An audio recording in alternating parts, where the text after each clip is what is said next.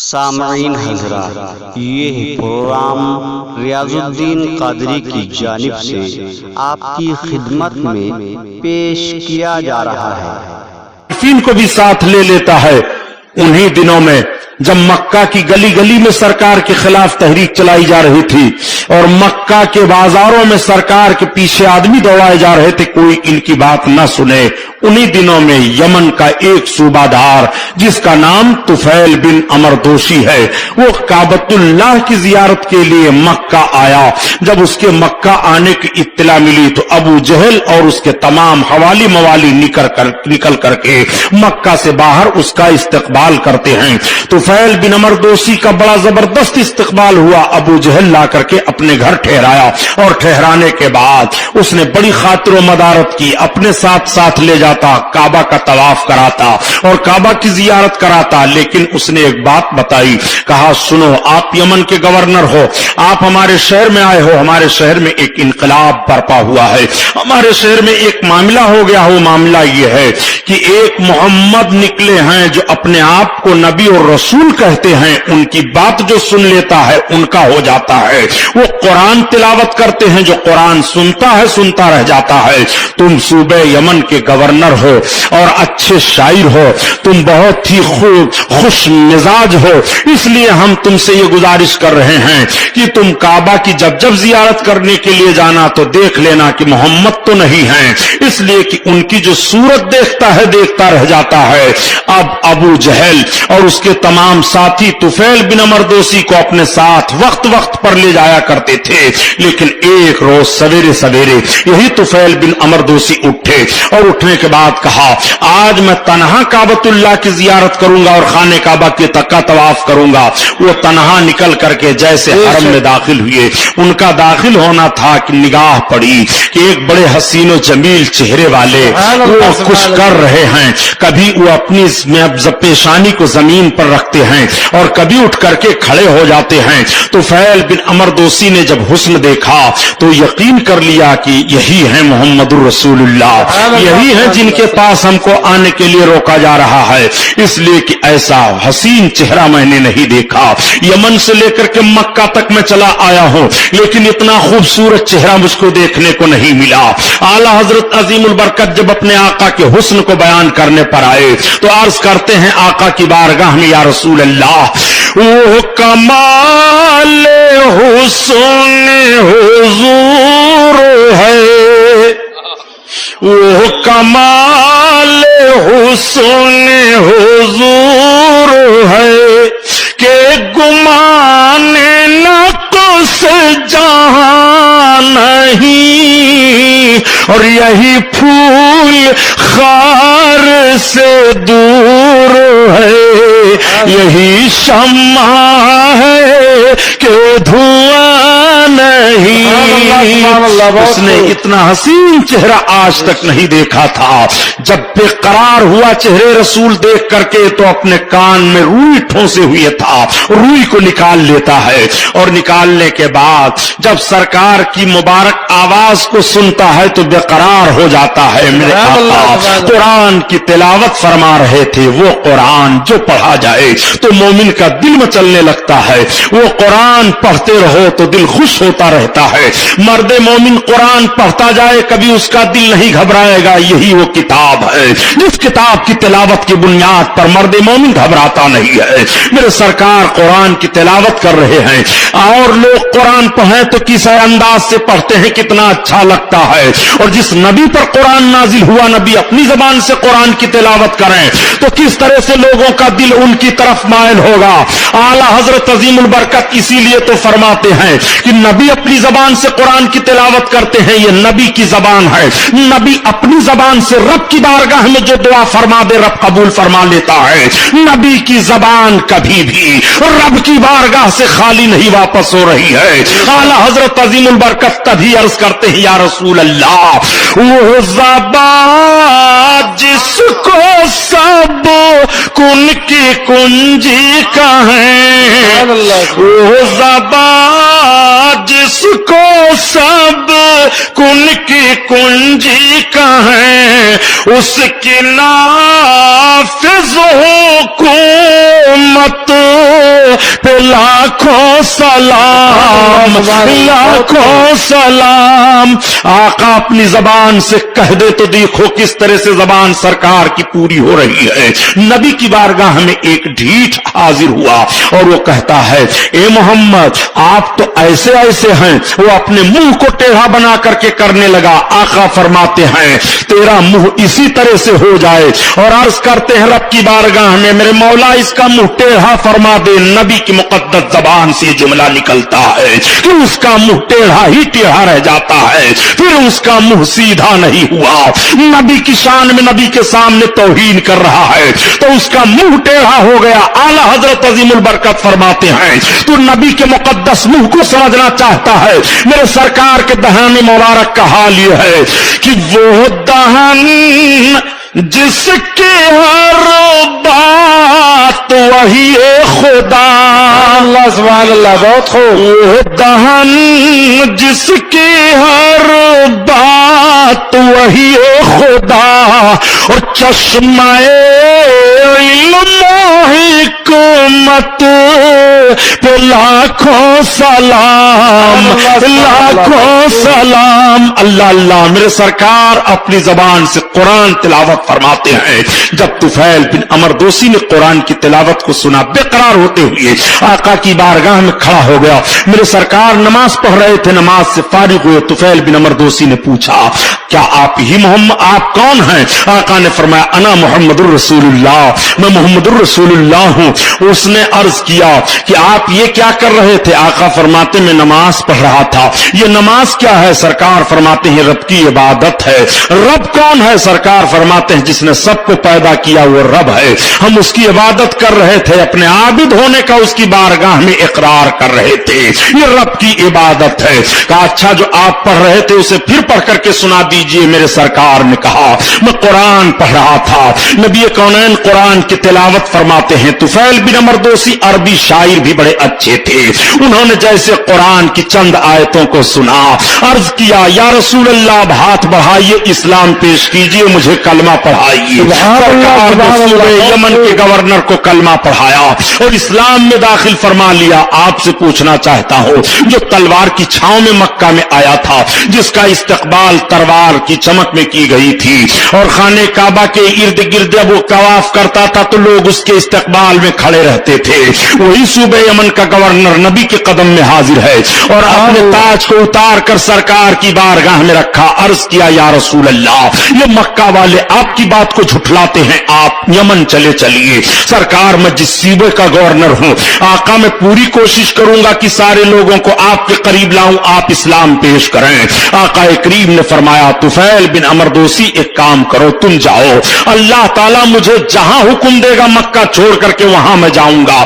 ہاں اگر میری اپنی مرضی ہوئی اور رب تعالیٰ کا حکم ہوا تو میں تمہارے ہی شہر میں آؤں گا، لیکن اگر رب کا حکم ہوا جس شہر میں جانے کے لیے میں ادھر چلا جاؤں گا۔ طفیل بن عمر دوسی کو سرکار نے دعا دی، طفیل بن عمر دوسی تو چلے گئے۔ اب آپ ذرا نتیجہ نکالیے، جو لوگ یہ کہہ دیا کرتے ہیں کہ مذہب اسلام تو تلوار کے زور سے پھیلا تھا، پیارے مذہب اسلام کل بھی پھیلا تھا، آج بھی پھیل رہا ہے اور قیامت تک پھیلتا رہے گا۔ مذہب اسلام کا کچھ نقصان نہیں ہوتا ہے۔ ہاں یہ اور بات ہے جب اسلام کے ماننے والے اپنی بدعقیدگیوں اور اپنی بدعمالیوں کی بنیاد پر اسلام کا چہرہ مسخ کرنا چاہتے ہیں تو اسلام کا تو کچھ نقصان نہیں ہوتا ہے، البتہ ان کا نقصان ہو جاتا ہے۔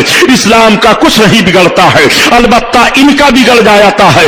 اسلام کی فطرت میں قدرت نے لچک دی ہے، یہ اتنا ہی ابھرے گا جتنا دباؤ گے، وہ اسلام ہے۔ اسلام مٹا نہیں ہے، نہ مٹے گا۔ رب فرماتا ہے جال حق زہق الباطل ان الباطل کان زہوقا، آیا حق کو مٹا باطل، باطل کو مٹنا ہی ہے۔ اب آپ ذرا غور فرمائیے پیارے، آئیے دیکھیے رب تعالیٰ نے قرآن نازل فرمایا محبوب پر، میرے سرکار کی مقدس سیرت دیکھتے چلیے۔ جب سرکار نے کلمہ کی اشاعت کی ہے تو مکہ کے لوگ دشمن दुश्मन हो गए, मदीना तैयबा में लोग दुश्मन हुए, मेरे सरकार जहां जहां जाते थे लोग दुश्मन हो गए, मकाम ताइफ में सरकार के दुश्मन हो गए, गज़वे खंदक के मौका पर सरकार के दुश्मन है। सरकार के दुश्मनों की कमी नहीं है। मेरे सरकार ने जब से ऐलान नबूवत फरमाया, ऐलान नबूवत से लेकर के और सरकार जब इस दुनिया से तशरीफ ले गए उस वक्त तक दुश्मनों की फिहरिस्त मुरत्तब करो तो बहुत काफी तादाद दुश्मनों की पाई जा रही है। मैं आपसे पूछना चाहता हूं, मेरे सरकार जब ऐलान नबूवत के बाद से अपनी जिंदगी दुनिया में गुजार रहे थे तो उस वक्त सरकार के दुश्मन थे, और क्या जब सरकार दुनिया से तशरीफ ले गए तो सरकार के दुश्मन नहीं हैं? कल भी सरकार के दुश्मन थे और आज भी सरकार के दुश्मन हैं। मैं आपको सिर्फ यह जहन देना चाहता हूं, कुर्ला के मुसलमानों, आप अपने जहन को साफ कर लो। आज मसालहत के बड़े खूगर बने दिखाई दे रहे हो, आज मजहब इस्लाम पर न जाने कैसी फप्तियां कसते हो। सुन लो जो बात बताना चाहता हूं, नबी कौनैन सल्लल्लाहु तआला अलैहि वसल्लम के दुश्मन दो तरह के हैं।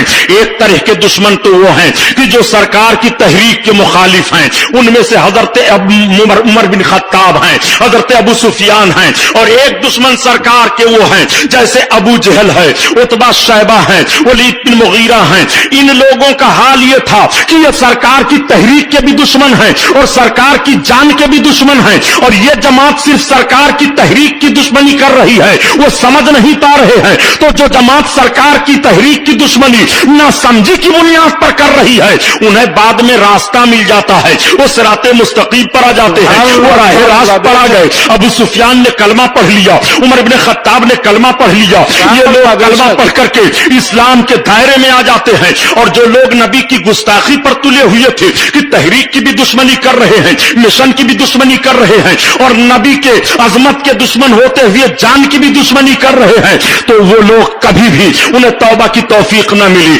अबू जहल मारा जाता है, उतबा शैबा मारे जाते हैं, वलीद बिन मुगीरा रुस्वा किया जाता है। ये वो दुश्मनों की जमात है। पता चला कि दुश्मनी दो तरह की होती है, अगर अजमत न जानते हुए दुश्मनी की जाए तो मुमकिन है मसालहत हो जाए, मगर अजमत जानते हुए जब दुश्मनी की जाती है तो वो दुश्मनी बढ़ती जाती है, दुश्मनी खत्म नहीं होती है। एक बात और बता, करीम सल्लल्लाहु अलैहि वसल्लम के दुश्मनों का हाल सिर्फ सरकार की मुकद्दस हयात जाहिरी ही तक नहीं था कि दुश्मन थे, बाद में नहीं है। अब आपसे मैं पूछता हूं, अच्छा जब सरकार पर कुरान नाजिल हो रहा था और कोई सरकार से दुश्मनी कर रहा था तो जवाब कौन दे रहा था? किसने जवाब दिया है? आओ देखो, ये नबी कौनैन सल्लल्लाहु अलैहि वसल्लम हैं। मेरे सरकार ने जब कौम को बुलाया था, या माशरल कुरैश, ए मेरी कौम आ जाओ, सारे लोग जमा हो गए। अरब का ये दस्तूर था कि जब वो कोई बात लोगों तक पहुंचाना चाहते थे इज्तिमाई शक्ल में तो इस तरह से कह करके बुलाते थे, सारे लोग आ जाते थे। मेरे सरकार ने जब फरमाया या माशरल कुरैश, ए कुरैश के लोग आ जाओ, सारे लोग इकट्ठा हो गए। सरकार ने फरमाया जानते हो मैंने तुम लोगों को किस लिए जमा किया है? लोगों ने कहा मोहम्मद किस लिए जमा किए हो? आका फरमाते हैं कुलू ला इलाहा इल्लल्लाह तुफलहू इन्नी रसूलुल्लाह, तुम सबके सब कलमा पढ़ लो फलाह पा जाओगे, मैं अल्लाह का रसूल हूं। मेरे सरकार ने जैसे ये ऐलान किया, बस ऐलान करना था कि सारे लोग भागने लगे। सारे लोग तो भागे, मगर उसमें सरकार का हकीकी चचा अबू लहब है, वो जब सरकार की बारगाह से भागा तो उसके भागने का अंदाज अजीब था। वो सारे लोग भागे तो खामोशी से सरकार का चेहरा देखते हुए भागे चले जा रहे हैं कि कोई कह रहा है हम मोहम्मद आपकी बात नहीं सुनेंगे, कोई कह रहा है आप नया दीन पेश कर रहे हैं, कोई कह रहा है कि आप कह रहे हैं अनदेखे खुदा की इबादत करो। इस तरह का जुमला बोलते हुए लोग चले गए। लेकिन जब ये जाने लगा तो ये कहता क्या है, ए मोहम्मद क्या तुमने हमको इसीलिए जमा किया था तुम्हारे लिए हिलाकत हो? माज़अल्लाह, इतना जुमला अबू लहब ने कहा था सरकार के सामने, क्या हमको आपने इसीलिए जमा किया था तुम्हारे लिए हिलाकत हो? ये कह करके आ रहा है कि रब ताला ने हजरत जिब्रील को कुरान दे करके नाजिल कर दिया। जिब्रील महबूब की बारगाह में जाओ, ये मेरे महबूब की तौहीन करके जा रहा है, मेरे महबूब को तकलीफ दे करके जा रहा है। हजरत जिब्रील अलैहिस्सलातु तस्लीम पूरी सूरह तब्बत यदा लेकर के नाजिल हो गए। तब्बत यदा अबी लहब व तब्बा मा अगना अन्हु मालहु व मा कसब सयस्ला नारन ज़ाता लहब व इम्रातुहु हम्मालतल हताब फी जीदिहा हब्लुम मिन मसाद। ये पूरी सूरह हजरत जिब्रील अलैहिस्सलाम सरकार पर लेकर के नाजिल हो गए। आप कुरान की तिलावत करते हो, जब कुरान पढ़ो 30वां पारा उठाओ, सूरे तब्बत यदा की तिलावत करो। तब्बत यदा अबी लहब, उर्दू अगर पढ़े हो तो कुरान में तर्जमा देख लो, आयत के नीचे लिखा हुआ है उसका तर्जमा तब्बत यदा अबी लहब, अबी लहब के हाथ टूट जाएं। रब ताला के फरमान पर गौर कीजिए, अबू लहब ने एक जुमला कहा था सरकार को, रब फरमाता है तब्बत यदा अबी लहब, अबू लहब के हाथ टूट जाएं, वह तब्बा टूट गए। अल्लाह के हबीब सल्लल्लाहु ताला अलैहि वसल्लम की शान में उसने एक मर्तबा गुस्ताखी की है, बेशक एक मर्तबा कहा है। अब आकाए करीम पर जो कुरान नाजिल हो रहा है, तब्बत यदा कयामत तक मुसलमान तिलावत करते रहेंगे और हर वक्त कहते रहेंगे तब्बत यदा, अबी लहब के हाथ टूट जाएं, अबी लहब के हाथ टूट जाएं, अबी लहब के हाथ टूट जाएं। आज जो लोग कहते हैं किसी को बुरा नहीं कहना चाहिए, मैं तुमसे पूछता हूं, ओ नज्द की बदमाश औलादो, इस तरह का ज़हन फिक्र रखने वालों, कुरान उठा करके तिलावत करो। एक मर्तबा उसने कहा था मोहम्मद तुम्हारे लिए हिलाकत हो, अब कयामत तक मोहम्मद के कलमा पढ़ने वालों को कहना पड़ेगा तब्बत यदा अबी लहब, तब्बत यदा अबी लहब, अबी लहब के हाथ टूट जाए, अबी लहब के हाथ टूट जाए। यही से पता चला अगर महबूब को कोई एक मर्तबा कुछ कहेगा गुस्ताखी करते हुए, तो अब उसको कयामत तक नहीं छोड़ा जाएगा, हरदम कहा जाएगा, हरदम कहा जाएगा। अल्लाह सुभान अल्लाह, क्या बात है, बहुत खूब, अल्लाहु अकबर, या रसूल अल्लाह। सुलह पसंद, जिंदाबाद। सुलह पसंद लोगों से मैं पूछना चाहता हूं, सुभानी साहब किसी को बुरा नहीं कहना चाहिए, इनके बाप की जन्नत है, कब्र में इनके बाप काम आएंगे। जिस नबी का कलमा पढ़ते हो, नबी के बदमाश दुश्मनों से मसालेहत का दम भरते हो, कुरान की तिलावत करो, देखो कुरान क्या कह रहा है। वो सरकार का हकीकी चचा है, अगर हकीकी चचा ने दुश्मनी की है तो रब फरमाता है तब्बत यदा अबी लहब, अबी लहब के हाथ टूट जाए, टूट गया। बेशक कयामत तक लोग यही तिलावत करते रहेंगे। और ये जो तबलीग करने चले हैं, किसी को कुछ ना कहो, क्या ये सूरह तब्बत यदा तिलावत नहीं करेंगे? ये उसको पढ़ेंगे नहीं? मस्जिद में तिलावत कर रहे हैं अबू लहब के हाथ टूट जाएं, अबू लहब के हाथ टूट जाएं, अबू लहब के हाथ टूट जाएं।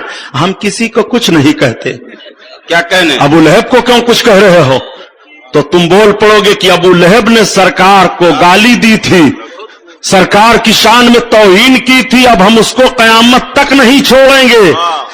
अब एक बात और बताऊं प्यारे, ये चले हैं नबी को देखने के लिए, क्या कहने? मेरे सरकार पर जब ये सूरत नाजिल हुई और सरकार ने पढ़ करके सुनाया, तो अबू लहब तो सुना, वो तो सोचा जो सोचा, उसकी बीवी थी उम्मे जमील।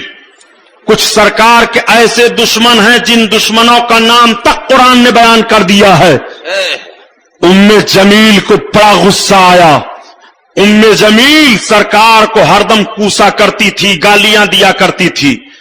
सरकार को पता पा जाती कि इस रास्ता से जाएंगे तो कूड़ा करकट कांटा उठाकर फेंक देती थी ताकि तकलीफ हो।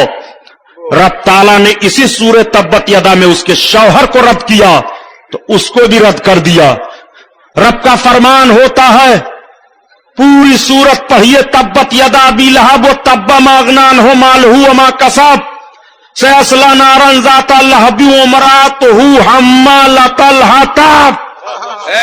उसकी जोरू जो लकड़ियों का गट्ठर लेकर के चलती है, क्या कहने? उसकी मौत कैसे हुई थी? वो लकड़ियों का गट्ठर लेकर के आ रही थी कि फंदा अचानक गले में फंस गया और लकड़ियों के गट्ठर के साथ वो खबीसा मर गई। उम्मे जमील हाथ में पत्थर लेती है। कुछ लोगों ने पूछा उम्मे जमील ये क्या करेगी पत्थर? कहा माज़अल्लाह मोहम्मद को मारूंगी। इब्तिदाए इस्लाम का दौर है। मेरे सरकार हरम शरीफ में नमाज पढ़ रहे हैं, हजरत अबू बकर सिद्दीक सरकार के बगल में हैं, आका के कदमों में खड़े हैं। उम्मे जमील अबू लहब की बीवी पत्थर लेकर के हरम में जाती है, ढूंढती है। حضرت ابو بکر فرماتے ہیں میرے قریب آئی اور مجھ سے پوچھتی ہے اے ابو بکر ابن قحافہ بتاؤ تمہارے ساتھی محمد کہاں ہیں؟ حضرت ابو بکر کہتے ہیں میں خاموش رہا. جب وہ بڑبڑاتی ہوئی باہر نکل گئی تو میں نے آقا سے عرض کیا میرے سرکار یہ میں کیا دیکھ رہا ہوں؟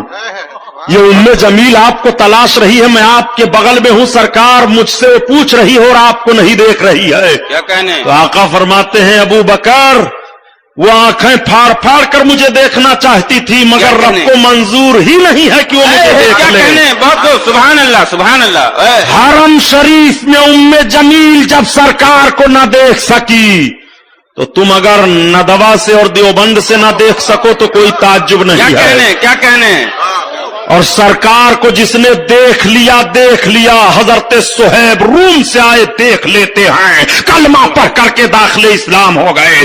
بلال حبش سے آئے سرکار کو دیکھا کلمہ پڑھ لیا. حضرت سلمان فارس سے آئے سرکار کو دیکھا کلمہ پڑھ لیا. مگر ابو جہل ابو لہب کا گھر بغل میں ہے, وہ نبی کو دیکھ نہ سکے, رب کو منظور ہی نہیں ہے.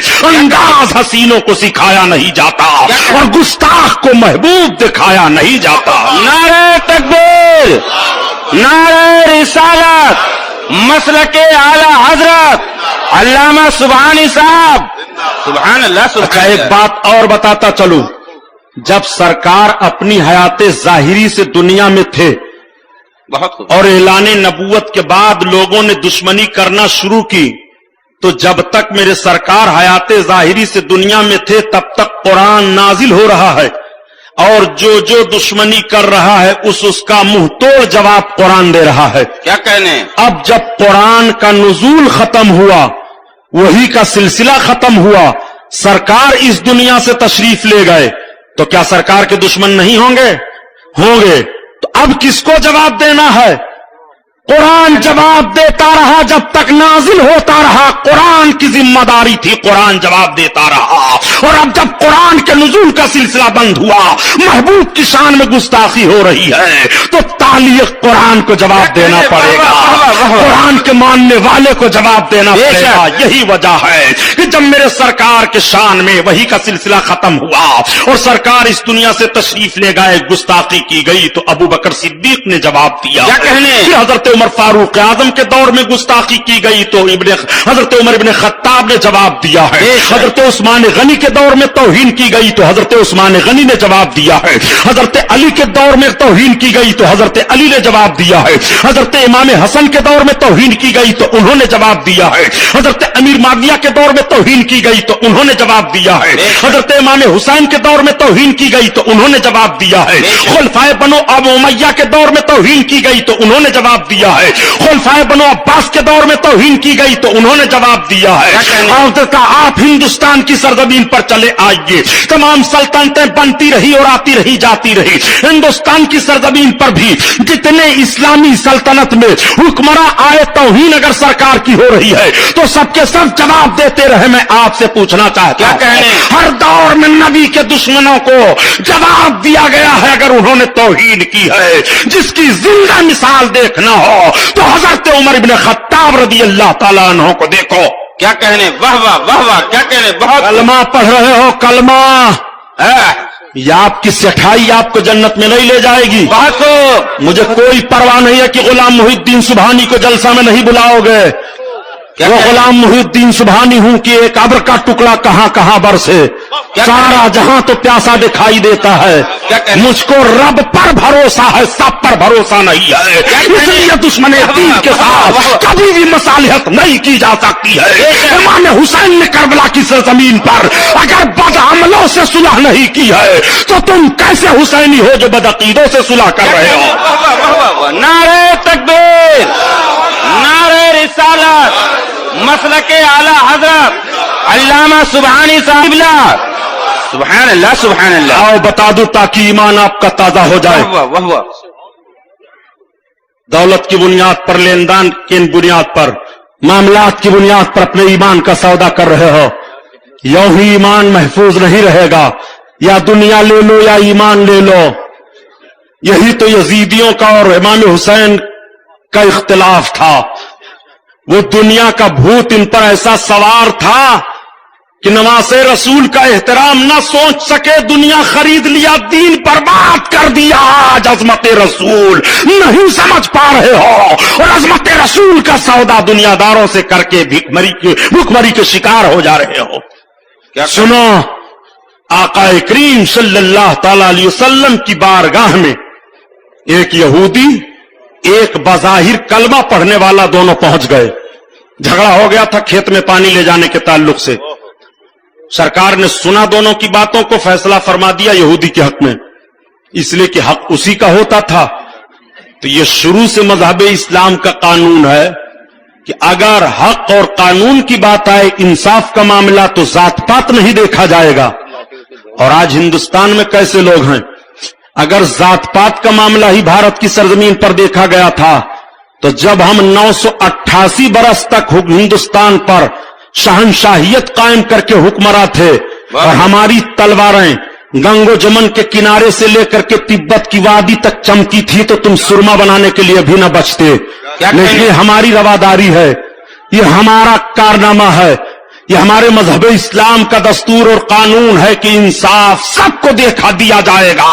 انصاف میں ذات پات نہیں دیکھا جاتا ہے. یہ تم ہو کہ انصاف ہمارے ہاتھ میں ہے. مسجد ہماری شہید کر رہے ہو، انصاف ہمارے ہاتھ میں ہے. قرآن پر ہمارے حملہ کر رہے ہو، انصاف ہمارے ساتھ ہے. حقوق کی پامالی ہمارے کر رہے ہو. پیارے، اگر ہم نے یہ سوچا ہوتا تو بتاؤ تمہارا حال کیا ہوتا. میرے سرکار نے فوراً ذہن دے دیا تھا، نہیں، اسلام کا قانون یہ رہے گا قیامت تک کہ انصاف میں ذات و پات نہیں دیکھا جائے گا. جس کا حق ہوتا ہے اس کے لیے انصاف کیا جائے گا. واہ واہ، کیا کہنے، بہت خوب، سبحان اللہ. اس مسجد کا کیا نام ہے حضرت؟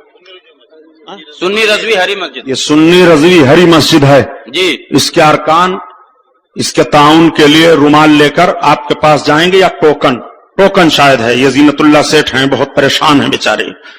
ہم سے کئی بار وہ کہہ چکے کہ سبحانی صاحب مسجد کے لیے آپ کچھ کہہ دیں. تو مسجد کے لیے میں یہی عرض کروں گا کہ یہ مسجد ہے، مسجد تعمیر کرو، آپ ذلت و رسوائی سے بچو گے انشاءاللہ. آپ کی روزی بڑھے گی، جنت میں آپ کا محل بنے گا. یہ ٹوکن گھمائیں گے ان کی جماعت، آپ ٹوکن مسجد کے لیے لے لیجئے گا. درود شریف پڑھیے، پھر بات آگے بڑھے. اللہم صلی علی سیدنا مولانا محمد سیدنا مولانا محمد معدن الجود والکرم وعلی آلہ وبارک وسلم. صلاۃ و سلام علیک یا رسول اللہ. گھبرائیے نہیں، میں آج ایسی بات آپ کے سامنے رکھوں گا کہ آپ تقریر سن کر نہیں، تقریر پڑھ کر کے جائیے. سبحان اللہ، سبحان اللہ، کیا کہنے، بہت خوب صاحب. اور حوالہ غلط ہو تو نوٹ کر لو، جو چور کی سزا وہ ہماری. سنو جو بات بتانے جا رہا ہوں. حضرت عمر فاروق اعظم رضی اللہ تعالی عنہ کے پاس یہ دونوں پہنچ گئے. منافق جو بظاہر کلمہ پڑھتا تھا اس نے کہا سنو چلو ہم چلتے ہیں عمر ابن خطاب کے پاس. تو اس یہودی کو تعجب ہوا، اس نے کہا تعجب ہے کہ تم نبی کا کلمہ پڑھتے ہو اور اپنے نبی کا انصاف نہیں مانتے. کہا چلو عمر ابن خطاب کے پاس. دونوں حضرت عمر ابن خطاب کے پاس پہنچے اور جب دونوں سرکار کے غلام کے پاس پہنچے اور بات بتائی تو یہودی نے صرف اتنا ہی کہا تھا کہ عمر ابن خطاب، آپ جس نبی کا کلمہ پڑھتے ہو نبی نے میرے حق میں فیصلہ دیا ہے. منافق سے پوچھا جو بظاہر کلمہ پڑھتا تھا کیوں؟ کہا ہاں سرکار نے تو انہی کے حق میں فیصلہ دیا ہے. کہا ٹھیک، پھر یہاں کیوں آئے؟ کہا آپ سے فیصلہ چاہتا ہوں. کہا ٹھیک، میں فیصلہ کیے دیتا ہوں. گھر کے اندر گئے، تلوار اٹھائی، فضا میں بلند کیا، گردن مار دیا. کیا کہنے، یہودی کانپنے لگا. آپ نے فرمایا تم مت کانپ. کیا کہنے؟ حضرت عمر فاروق اعظم کے دروازے پر بظاہر کلمہ پڑھنے والے کی لاش تڑپ رہی ہے.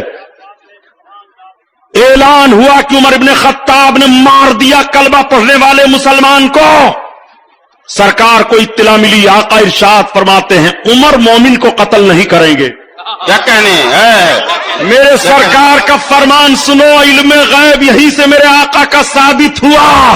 کیا کہنے، لوگوں نے عرض کیا یا رسول اللہ عمر نے مسلمان کو مار دیا. آقا فرماتے ہیں عمر مومن کو قتل نہیں کرے گے. جب سرکار حضرت عمر کے گھر پہنچے جائزہ لینے کے لیے تو میرے آقا پر وہی نازل ہو گئی. رب نے قرآن نازل فرما دیا محبوب جو تمہارا فیصلہ نہ مانے وہ مومن ہے ہی نہیں. کیا کہنے، واہ واہ واہ واہ، بہت خوب. اب دیکھیے آپ ذرا فیصلہ لیجئے. سرکار کے فیصلے کا انکار کر دیا تھا माना नहीं तो उसकी गर्दन हजरत उमर फारूक आजम ने मार दी और कुरान ने ऐलान कर दिया कि जो नबी का फैसला ना माने वो मोमिन नहीं है। अब आप अपने दिल में गौर करके देखिए कि नबी का फैसला है, नबी फरमाते हैं, बहुत ध्यान से इस बात को सुनिएगा। मौलाना साहब तब ऐसा है, तब वैसा है, तब इधर से है, तब उधर से है, तब यहां से है, तब वहां से है, क्या कहने, तब ये हुक्म कैसे है, तब इधर लगा दीजिए, तब उधर लगा दीजिए, थोड़ा सा कोई गुंजाइश मार दीजिए, मसला हल हो जाए। गुंजाइश मार रहे हैं दीन के मामले में। क्या कहने, वो मालूम हो रहा है कि रमजान शरीफ का चंदा है, सेठ साहब थोड़ा सा बढ़ा दीजिए, थोड़ा सा बढ़ाइए, थोड़ा सा बढ़ा दीजिए। क्या कहने? सेठ साहब फूले बिल्कुल गुब्बारा हुए चले जा रहे हैं। सुनो, मिजाज देखो, आकाए करीम सल्लल्लाहु तआला अलैहि वसल्लम का फैसला ना माने मोमिन नहीं है। क्या कहने, बहुत खूब। अब आप जब रात में सो तो सोचो कि कितने सरकार के फरमानों को आप नहीं मान रहे हो और दावा करते हो हम मोमिन हैं। कितने फरमानों को आपने झुठलाया, सुनो कितने फरमानों को आप झुठला रहे हो। यह मुस्लिम शरीफ की हदीस है। आकाए करीम सल्लल्लाहु तआला अलैहि वसल्लम इरशाद फरमाते हैं, इय्याकुम व इय्याहुम वला यदुल्लूनकुम वला यफ्तुनूनकुम वला तुआकिलुहुम वला तुशारिबुहुम वला तल्लुमाहुम वला सल्लु अलैहिम सुभान अल्लाह, वला तुजालिसुहुम वला तुनाकिहुहुम। सुभान अल्लाह, सुभान अल्लाह, सुभान अल्लाह। इस हदीस का तर्जुमा सुनो, नोट कर लो टेप रिकॉर्ड से इसको। रजा एंटरप्राइज पूरी तकरीरों की कैसेट तैयार कर रहा है। मुझको हैरत है, मैं खुद नहीं जान पाता कहां कौन सी तकरीर किया। और कल ये सब ऐलान कर रहे थे कि 33 उन्वान पर सुभानी साहब की कैसेटें खरीद लीजिए। मुझे खुद नहीं पता है कहां किस उन्वान पर बयान हुआ, बल्कि कभी कभी उन्वान टकरा भी जाता है तो लोग कहते हैं इनको यही एक तकरीर याद है। आपके कुरला के एक मौलाना साहब कहने लगे कि सुभानी साहब रट के तकरीर करते हैं। तो हमने कहा मैं रट करके तकरीर करता हूं, मौलाना साहब को कह दीजिए वैसे कर दें। हसद भी क्या अजीब चीज है साहब। क्या कहने, तो सुनो, हदीस शरीफ को सुनो, इय्याकुम व इय्याहुम। ये मुस्लिम शरीफ में सरकार की हदीस है। और मुस्लिम शरीफ किताब बुखारी शरीफ से भी बाज वजूह में मुहद्दिसीन फरमाते हैं कि अफजल है। वो मुस्लिम शरीफ है, उसमें सरकार की हदीस है जिसको कोई इनकार नहीं कर सकता। न कोई देवबंदी, न कोई गैर मुकल्लिद, न कोई नहीं इनकार कर सकता कि यह नबी का फरमान नहीं है। मुस्लिम शरीफ में है, आका फरमाते हो इय्याकुम व इय्याहुम वला यदुल्लूनकुम वला यफ्तुनूनकुम। बद अकीदों से दूर रहो, उनको अपने से दूर रखो, ऐसा ना हो वो तुमको गुमराह कर दें और फितनों में डाल दें। क्या कहने, जरा गौर फरमाइए मौलाना लियाकत साहब, फितनों में डाल दे। ये फितने में तो डाल ही देते हैं इनके करीब जब होते हो। सरकार फरमाते हैं इनसे दूर रहो, इनको अपने से दूर रखो, ऐसा ना हो ये तुम्हें गुमराह कर दे और फितनों में डाल दे। और क्या आका फरमाते हैं, वला सल्लू माहुम, उनके साथ नमाज ना पढ़ो। क्या कहने, तो क्या कोई हिंदू नमाज पढ़ता है जिसके साथ नमाज पढ़ने के लिए नबी ने मना फरमाया है?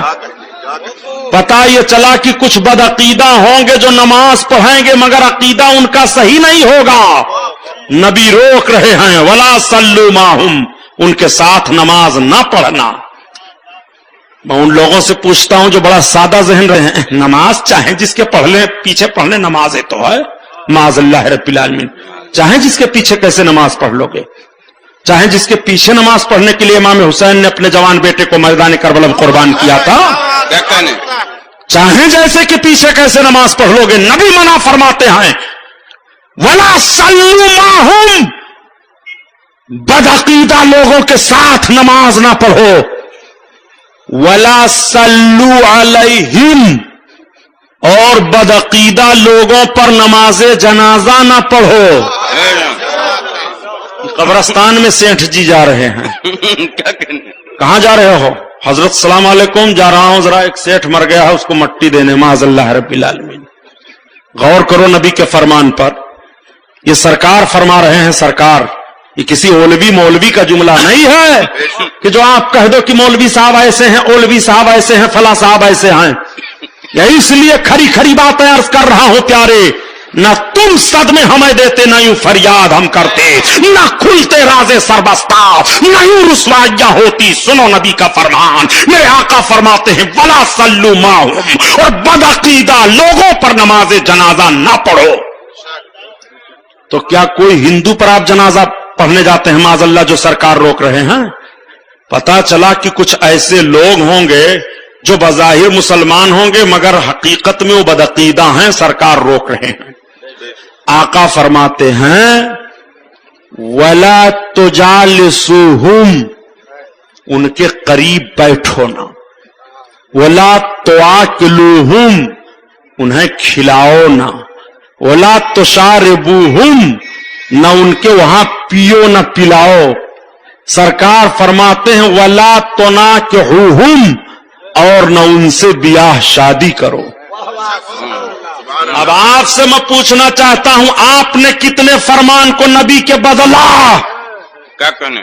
اس نے صرف ایک انصاف کو نہیں مانا تھا تو قرآن اعلان کر رہا ہے تو مومن نہیں ہے. اور آپ کتنی باتوں کا انکار کر رہے ہو، یا اپنے دل میں کسالت محسوس کرتے ہوئے بدعملی کے شکار کر رہے ہو. خدا کی قسم سن لو، عبادات کے تعلق سے چیزیں ترک ہو جائیں تو اسے بدعملی کہا جاتا ہے، اور عظمت رسول کے تعلق سے کوئی حرف پیدا ہو جائے تو اسے بدعقیدگی کہا جاتا ہے. عبادات تو معاف ہو سکتی ہیں، توبہ کرو اور رب کی بارگاہ میں معافی مانگو، حقوق ادا کر دو، گنجائش نکل سکتی ہے. نبی کی شان میں توہین ہوئی تو معاف نہیں کیے جاؤ گے. نعرہ تکبیر، نعرہ رسالت، جشن شہید اعظم. سبحان اللہ. تعجب ہے، سیٹھ جی بیٹھ رہے ہیں. ارے سیٹھ صاحب، آپ کے سبحانی صاحب تقریر کرنے آئے تھے تو وہ کہہ رہے تھے کہ رسول اللہ کو علم غیب ہے. اب آپ کیا کہہ رہے ہیں؟ آپ کا یہ عقیدہ ہے کہ رسول کو علم غیب نہیں ہے؟ حرام خور، ایسی کی زبان کاٹ لی جاتی بدماش کی فاروقی دور میں. کہتے ہوئے تجھے شرم نہیں آتی ہے؟ دجال بتا صحابہ کی زندگی کو کہ جس صحابی نے بھی کلمہ پڑھ لیا، کیا نبی کی ذات پر کبھی کسی طرح کا کوئی اعتراض کیا؟ کبھی انہوں نے علم غیب کے تعلق سے بحث کیا؟ کبھی یہ کہا کہ یا رسول اللہ آپ یہ نہیں دے سکتے، آپ وہ نہیں دے سکتے، آپ یوں نہیں کر سکتے؟ اور جس نے کہہ دیا وہ منافق ہو گیا، اور جو نہیں کہے وہی صحابی رہے. جو دل و جان سے نبی پر قربان رہے وہی صحابی رہے. تم کلمہ پڑھ کر کے اور نبی کی ذات کو اعتراض کر رہے ہو. معلوم ہو رہا ہے معاذ اللہ کی گاں کے چودھری ہیں کہ جو چاہو کہتے چلے جاؤ. نبی کی بارگاہ کے ادب کو دیکھو، سنو، قرآن سے حوالہ لو، اٹھاؤ قرآن تلاوت کرو. نبی کی بارگاہ میں صحابہ حاضر ہوتے تھے اور عرض کرتے تھے رائنا یا رسول اللہ، سرکار ہماری رعایت فرمائیے. عربی کا ایک لفظ ہے جس کو کہتے ہیں رائنا. اس کا ترجمہ، ٹرانسلیشن، اس کا معنی یہ ہوتا ہے کہ ہماری رعایت کیجئے. تو مسلمان جب سرکار کی بارگاہ میں جاتے، کچھ میرے آقا ارشاد فرماتے، اگر ان کی سمجھ میں بات نہ آتی یا نہ سن پاتے سرکار کی بات کو تو عرض کرتے تھے رائنا یا رسول اللہ، سرکار رعایت فرمائیے، پھر دوبارہ فرما دیجئے. یہودی لوگ اس کو دبا کر کے بولنے لگے رائنا، اور جب دبا کر کے بولیں گے تو معنی بدل جائے گا. مسلمان تو مطلب لیتے تھے کہ ہماری رعایت کیجئے، اور یہ مطلب لے لگے ہمارے چرواہا، اور آپس میں معاذ اللہ یہ کہہ کر کے ہنستے تھے.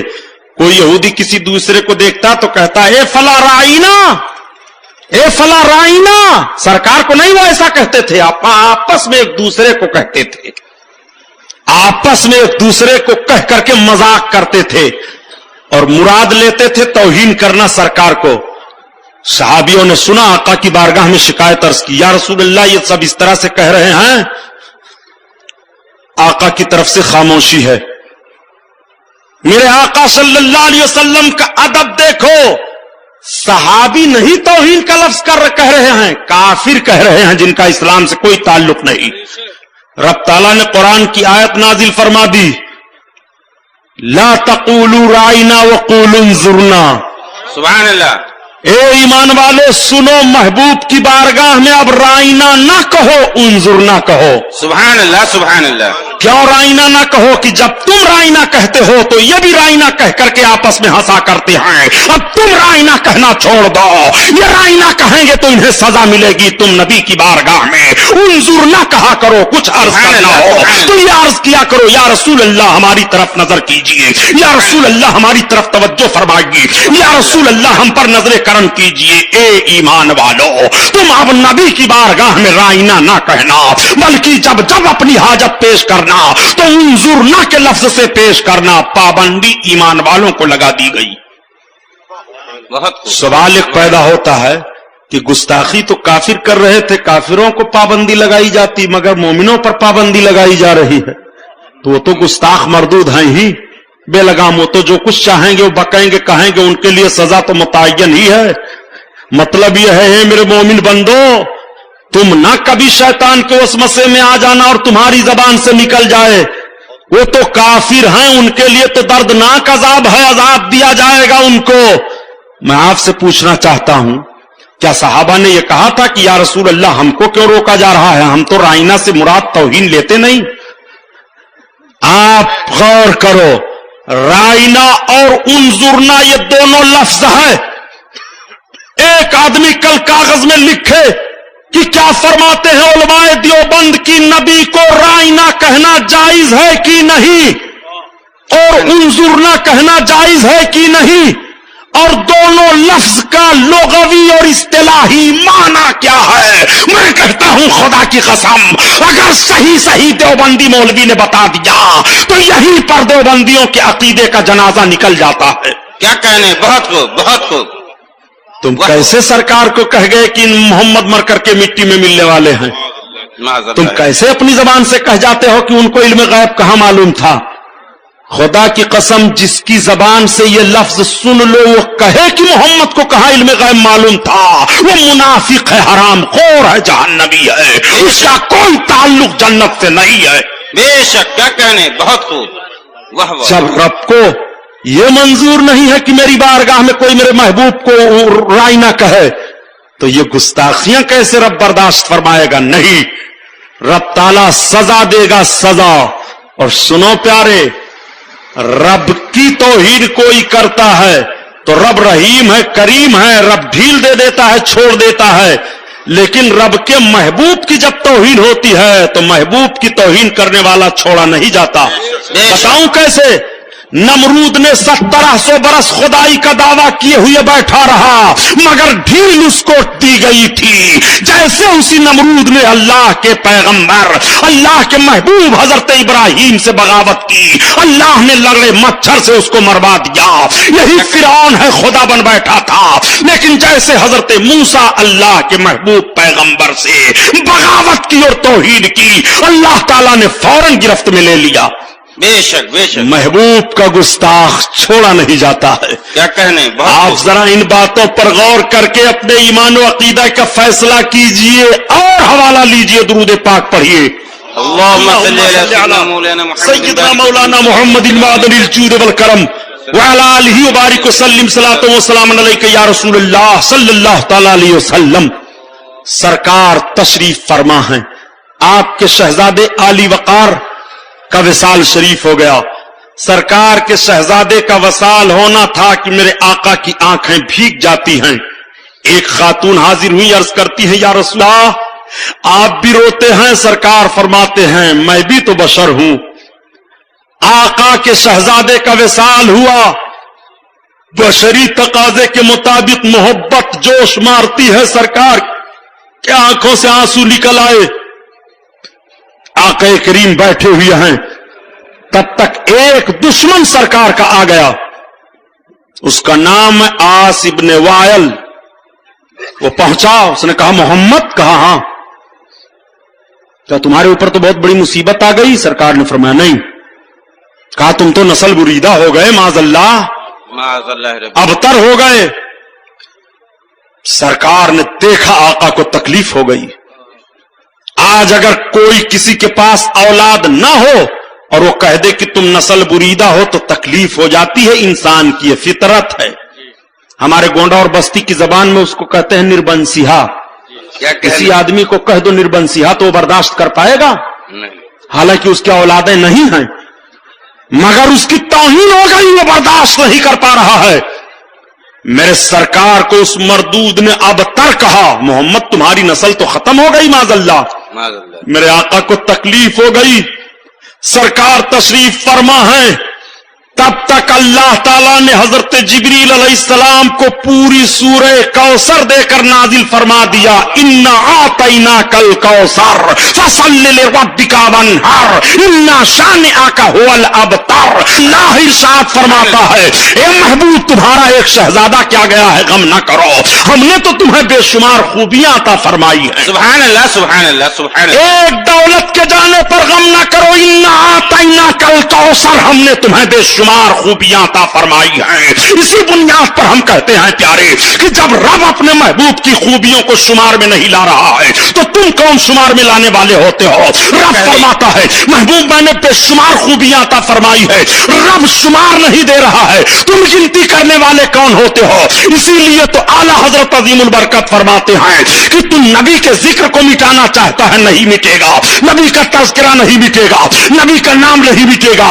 نبی کا کام نہیں مٹے گا، نبی کی تحریک نہیں مٹے گی. خدا کی قسم ہر آنے والے دن میں زیادہ سے زیادہ آقا کی تعریفیں ہوتی رہیں گی. اسی لیے اعلیٰ حضرت عظیم البرکت فرماتے ہیں کہ مٹ گئے مٹتے ہیں اور مٹ جائیں گے یاداں تیرے، نہ مٹا ہے نہ مٹے گا کبھی چرچا تیرا، نہ مٹا ہے نہ مٹے گا کبھی چرچا تیرا، اور خاک ہو جائیں عدو جل کر مگر ہم تو رضا، دم میں جب تک دم ہے ذکر ان کا سناتے جائیں گے. کل کوثر، محبوب ہم نے تمہیں بے شمار خوبیاں عطا فرمائی. سبحان اللہ. تو کوئی شمار میں لا پائے گا سرکار کی تعریف کو؟ ایک جملہ یہ کہہ دیا کرتے ہیں، کہاں ہم نبی کو نہیں مانتے ہیں؟ نماز ہم پڑھتے ہیں، روزہ ہم رکھتے ہیں، قرآن کی تلاوت ہم کرتے ہیں، زکوٰۃ ہم دیتے ہیں، ہم کہاں نبی کو نہیں مانتے؟ تو نماز پڑھنا، عبادت کرنا، یہ نبی کو ماننا ہوا؟ بہت سخت جملہ ہے، سوچو. نماز پڑھ لینا، روزہ رکھ لینا، حج کر لینا، زکوٰۃ دے دینا، یہ نبی کو ماننا ہوا؟ یہ تو آپ خدا کی عبادت کرتے ہیں. بے شک، کیا کہنے، یہ تو خدا کی عبادت کرتے ہیں جو نبی نے فرما دیا کہ خدا کی عبادت کرو. آپ خدا کی عبادت کرتے ہیں، نبی کا ماننا کہاں ہوا؟ نبی کو ماننا یہ ہے، ذرا جملے پر غور کیجئے گا. سارے صحابہ نماز پڑھ رہے ہیں، رب کا حکم ہے، سرکار نے سنا دیا، نماز پڑھو سب پڑھ رہے ہیں، روزہ رکھو سب رکھ رہے ہیں، زکوٰۃ دو جن پر زکوٰۃ فرض ہے وہ دے رہے ہیں، حج کرو جن پر حج فرض ہے وہ حج کر رہے ہیں. لیکن میرے سرکار مدینہ طیبہ میں وضو فرما رہے ہیں. سبحان اللہ. سرکار وضو فرما رہے ہیں. عروہ ابن مسعود ایک صحابی ہیں جو پہلے ایمان نہیں لائے تھے، بعد میں ایمان لائے ہیں. مکہ کے کافروں نے بھیجا عروہ کو کہ عروہ جاؤ دیکھ آؤ مدینہ میں محمد کے ماننے والوں کی تعداد کتنی ہو گئی ہے اور ان کا حال کیا ہے. تو حضرت عروہ ابن مسعود فرماتے ہیں کہ جب میں آیا مدینہ میں تو محمد وضو کر رہے تھے. ماننا دیکھو سرکار کو، یہ نماز پڑھ کر کے دعویٰ کر رہے ہیں حرام خور لوگ کہ ہم نبی کو مانتے ہیں. کیا کہنے، اتنا دھوکہ دے رہے ہیں. کیا کہنے، ہم قرآن کی تلاوت کرتے ہیں، ہم نبی کو نہیں مانتے ہیں. قرآن کی تلاوت کرنا نبی کو ماننا ہوا تو منافقین بھی تو قرآن کی تلاوت کرتے تھے. سنو، نبی کا ماننا دیکھو. نبی وضو فرما رہے ہیں. عروہ ابن مسعود آئے، کہتے ہیں میں اپنی سواری سے اترا اور میں دیکھنے لگا، لوگ مجھ کو دیکھنے لگے. मोहम्मद वजू कर रहे हैं लेकिन उनके वजू का पानी जमीन पर नहीं गिरता है। सुभान अल्लाह। उनके वजू का पानी उनके सहाबा अपने हाथों में रोक लेते हैं और अपने चेहरों पर मलते हैं, और जिसको पानी नहीं मिलता है वो तरी लेकर के अपने चेहरे पर मलता है। और मोहम्मद जब जमीन पर थूकते हैं तो उनके जमीन पर थूक को गिरने नहीं देते हैं, बल्कि वो अपने हाथों में लेकर के अपने चेहरों पर मल लिया करते हैं। और अल्लाह इब्ने मसूद ने कहा था, मक्का के काफिरों सुनो सुनाओ, मोहम्मद से कामयाब नहीं हो सकते। उनके मानने वालों का जब यह अकीदा है कि उनके जिस्म से लगा हुआ पानी जमीन पर नहीं गिरने दे रहे हैं, तो उनके खून को जमीन पर कैसे गिरने देंगे? सुभान अल्लाह, सुभान अल्लाह। क्या कहने, बहुत खूब साहब, वाह वाह, अल्लाह अकबर, या रसूल अल्लाह, जिंदाबाद, सुभान अल्लाह, सुभान अल्लाह। क्या ये कुरान में आया है कि सरकार जब वजू करें तो उनके पानी को हाथ में रोक लो? क्या नबी ने फरमाया था कि जब मैं थूकूं तो मेरे थूक को अपने हाथ में रोक करके चेहरे पर मल लो? नबी ने नहीं फरमाया, न कुरान ने यह हुक्म दिया, मगर ये सहाबा का नबी को मानना है। सुभान अल्लाह, सुभान अल्लाह, मानना इसे कहते हैं। सुभान अल्लाह। इब्लीस 6 करोड़ बरस इबादत किया था। कई करोड़ बरस? उसका सजदा जमीन पर बिछाया जाए तो जमीन कम पड़ जाएगी। अल्लाह। और 80,000 साल तक वो जन्नत का खजांची रहा। अल्लाह। मौलाना फारूक साहब ने कल कहा था, कल ही तो आपने कहा था कि जरा खजांची की वजाहत कर दीजिए। मैंने कहा मैं दूसरी तकरीर में करूंगा, अब आज बात आ गई तो सुन लो। जन्नत का खजांची रहा, बताइए। इब्लीस जन्नत का खजांची पहले था, उसको ये मान रहे हैं, और अगर नबी को कह दिया जाए कि नबी ही जन्नत देंगे तो उसको इनकार कर रहे हैं। क्या कहने, जिनके सदक़े में जन्नत बनाई गई। सुन, 14,000 बरस तक वो अर्श का तवाफ करता रहा। कितना बड़ा आबिद व जाहिद है, इबादत की कमी है उसके पास? नबी को नहीं माना, सारी इबादत मुंह पर मार दी गई।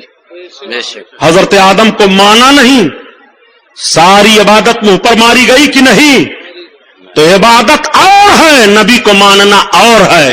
बेशक इबादत तुम करो, अगर अजमत रसूल सीने में है तो वही इबादत मकबूल है, और अजमत रसूल सीने में नहीं है तो ये इबादत तुम्हारी फजूल है। वो इबादत नहीं है, वैसी इबादत तुम्हारे मुंह पर मार दी जाएगी।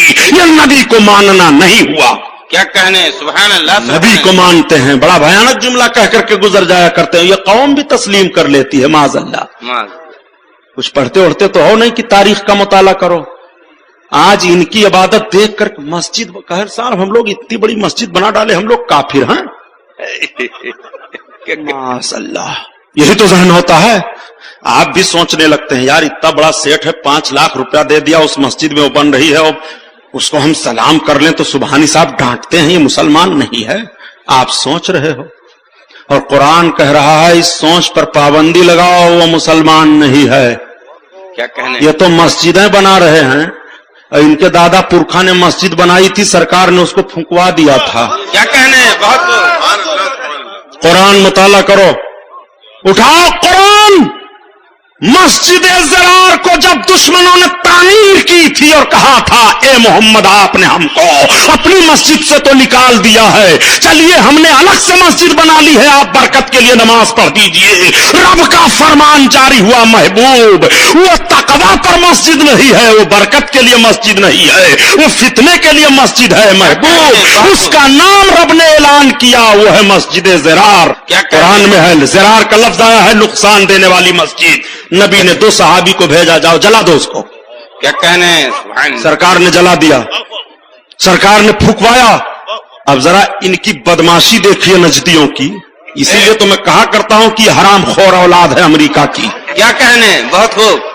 सरकार ने मदीना तैयबा में जिस जगह मस्जिद ज़रार को जलाया था, ये मरदूद हुकूमत सऊदी ने उसी जगह पर मस्जिद तामीर करके उसका नाम मस्जिद नूर रखा है। पूछो हाजी लोग से, जाएं जियारत करने, जाते हैं मस्जिद नूर देखने के लिए। एक आदमी ने हमसे कहा, मरदूद कहीं का, उसको हम देखने जाएंगे जिस जगह पर सरकार ने जलवा दिया था मस्जिद को? तुमको किसने हक दिया कि वहां मस्जिद बनाओ? क्या कहें? अबरहा का लश्कर जहां हिलाक हुआ था वहां किसी हाजी को ठहरने की इजाजत नहीं है। मैं पूछना चाहता हूं मरदूद, जो काबतुल्लाह को गिराने आ रहा था उसका लश्कर जहां हिलाक हुआ वहां ठहरने की इजाजत नहीं दी जा रही है। और जो रसूलुल्लाह के बागी थे, रसूलुल्लाह के दुश्मन थे, और रसूल ने जिस मस्जिद को जलवा दिया था वहां तुझको किसने इजाजत दे दी है कि तू मस्जिद तामीर करे? क्या कहने, बहुत खूब। काबतुल्लाह का दुश्मन मारा जाए तो वहां ठहरने की इजाजत नहीं है, और रसूलुल्लाह का दुश्मन मारा जाए तो वहां ठहरने की इजाजत दे रहे हो, वहां नमाज पढ़वा रहे हो। मीठा मीठा थू, खड़ुआ कड़ुआ गप। न तुम सद में हमें देते, न यूं फरियाद हम करते, न खुलते राजे सर बस्ता, न यूं रुसवाइयां होती। कुरला के मुसलमानों याद कर लो, सरकार ही हर मकाम और मोड़ पर काम आने वाले हैं। अपने नबी की तौहीन कैसे बर्दाश्त करते हो? खुदा की कसम, आज मौत आ जाए सो जाओ तो सारी जायदाद तुम्हारी आने वाली नस्ल कब्जा कर लेगी, तुम्हारी कब्र की मट्टी बह जाएगी, कोई बचाने के लिए नहीं जाएगा।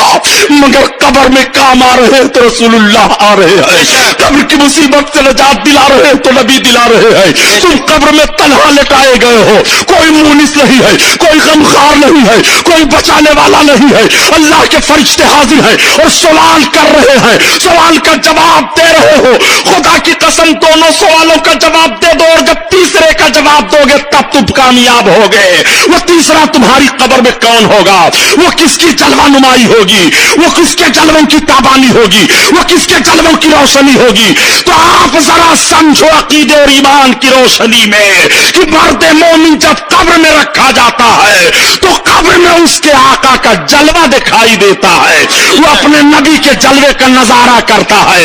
आला हजरत अजीमुल बरकत इसीलिए फरमाते हैं कि कब्र में लहराएंगे ताहशुर चश्मे नूर के, और जलवा फरमा होगी जब तलात रसूलुल्लाह की, जलवा फरमा होगी जब तलात रसूलुल्लाह की। उस नबी का कलमा पढ़ रहे हो क्या कहने, जो ऐसी अजमतों के मालिक हैं खुदा की अता से, जिनका नाम ले लो तो बेड़ा पार हो जाए। डॉक्टर इकबाल ने कैसा जहन दिया था कि कुव्वत इश्क से हर पस्त को बाला कर दे और दहर में इसमें मोहम्मद से उजाला कर दे। सुभान अल्लाह, सुभान अल्लाह। आप जरा अकीदे की रोशनी में समझो ये मुहर्रम का वाकया क्यों दोहराया जाता है। बहुत खुल करके मैं कुरला वालों आपके सामने बयान दे देता हूं। उलमा बैठे हैं, सब आलिमों की जमात है, इनसे फतवा पूछो। क्या यजीद और यजीदियों ने करबला के मैदान में सरकार के शान में तौहीन की थी? ना। कुरान का इनकार किया था? नहीं। रसूलुल्लाह का इनकार किया था? नहीं। कलमा पढ़ना छोड़ा था? नहीं। नमाज भी वो करबला में पढ़ रहे थे, अजान भी दे रहे थे। फिर इमाम हुसैन ने जंग क्यों की?